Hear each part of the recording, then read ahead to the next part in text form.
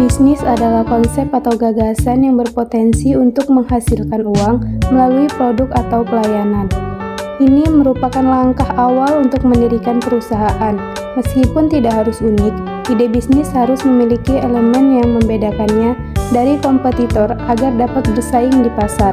Ide bisnis yang baik memiliki potensi keuntungan dan pertumbuhan yang berkelanjutan. Sebagai contoh ide bisnis adalah bisa seperti bisnis membuka warung sebelah prasmanan atau angkringan tempat anak-anak muda berkumpul. Manfaat dari ide bisnis itu sendiri adalah yang pertama, dengan adanya ide yang inovatif membantu bisnis membedakan diri dari pesaing. Yang kedua, dengan adanya ide bisnis peningkatan produktivitas akan lebih banyak. Yang ketiga, dengan adanya ide bisnis maka peningkatan kepuasan pelanggan akan terus meningkat.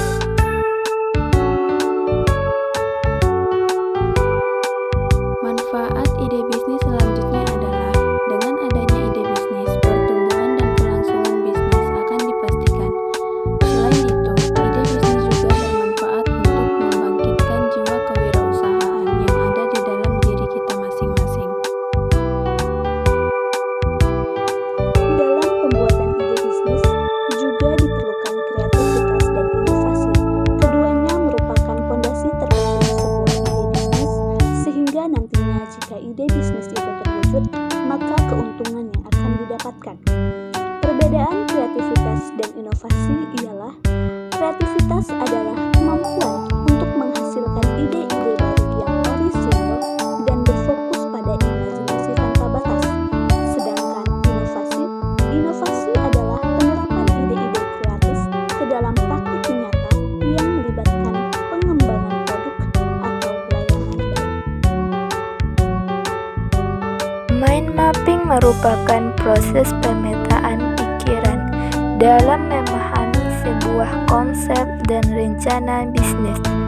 Pemetaan ini dilakukan dengan menghubungkan berbagai konsep sehingga menghasilkan output. Mind mapping atau peta pikiran dapat menjadi teknik yang bermanfaat dalam dunia teknopreneurship, seperti untuk mengidentifikasi peluang dan risiko bisnis, mengatur prosedur, dan mengembangkan ide-ide baru.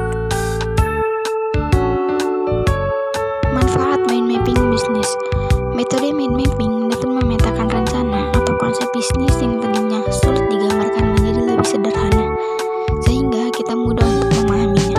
Tidak hanya itu, terdapat beberapa manfaat lain dari penggunaan mind mapping dalam bisnis. Berikut manfaatnya. 1. Bisa merancang business plan. 2. Meningkatkan kinerja divisi karyawan. 3. Meningkatkan kreativitas. Dan yang terakhir, meningkatkan ketelitian.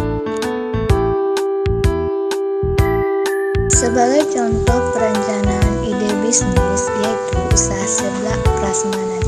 Saat ini seblak prasmanan sangat banyak diminati oleh generasi muda atau yang biasa disebut generasi Z.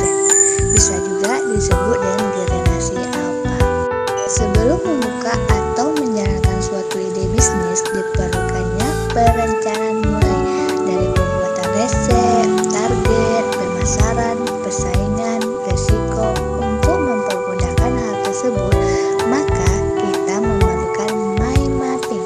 Sepertinya yang di awal tadi, mind mapping merupakan proses pemikiran dalam memahami konsep. Berikut adalah contoh mind mapping seblak prasmanan, yang dimana pertama kita memerlukan resep dalam pembuatan, yang kedua topping dalam sebelahnya, dan yang ketiga target pasar atau target penjualan, yang keempat lokasi di mana titik kita akan memasarkan produk tersebut, yang kelima harga pemasaran,